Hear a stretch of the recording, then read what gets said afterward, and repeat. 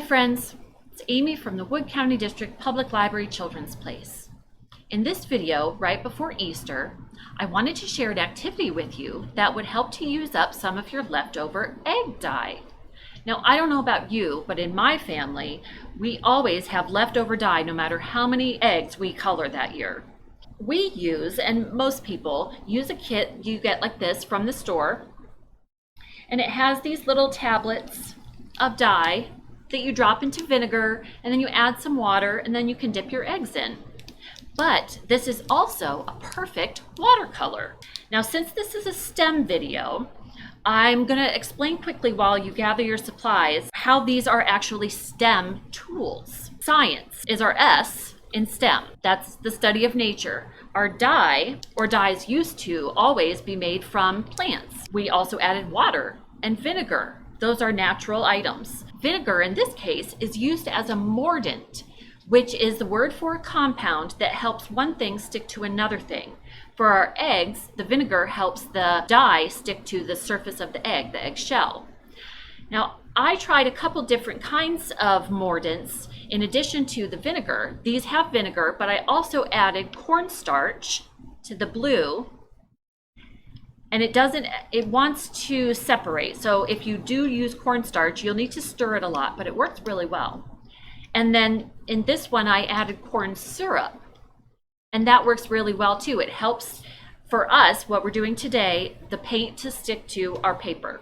Now, the technology for us will be those tools like our pen and pencil, different kinds of brushes, a roller, maybe a crayon, which is wax, a natural item, maybe a sponge.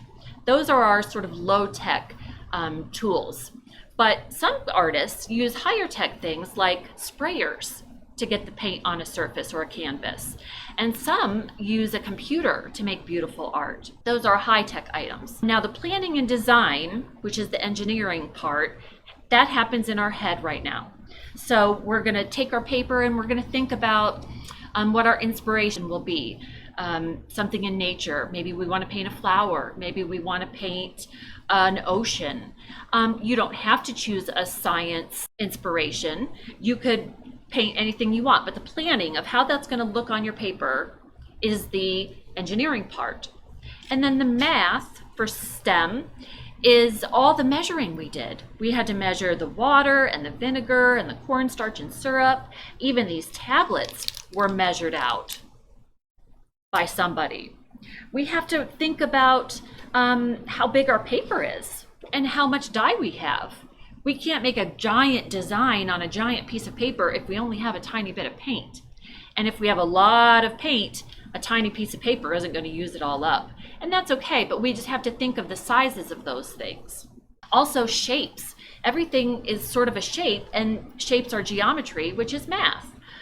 So those are all the STEM aspects of painting. And now that you have your supplies, get started. So like I said, I used vinegar, I used cornstarch in this one. I left my corn syrup, but that's what I put in here. And this is how they came out when I practiced. So these two, I did not add any extra mordant. I only used the vinegar and the water that were used to color my eggs. And they came out pretty nice, I think.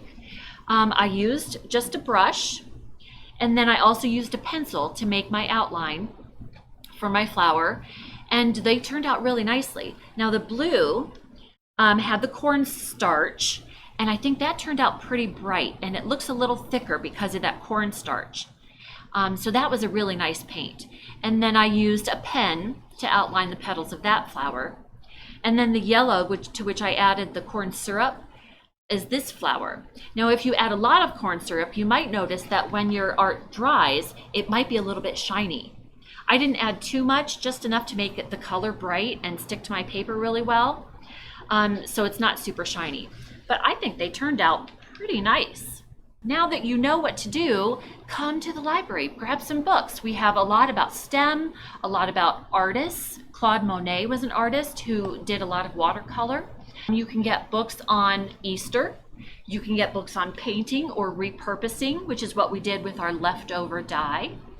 You can also, if you don't want to come into the library yet, you can call us and we can get books ready for you to pick up with your car. We're always here. We'd love to see you and we'd love to see your art. Please also think about watching our videos on wcdpl.org or Facebook or YouTube, our YouTube channel, our library's YouTube channel. I look forward to seeing you. I hope you have a good holiday and we'll see you soon. Bye.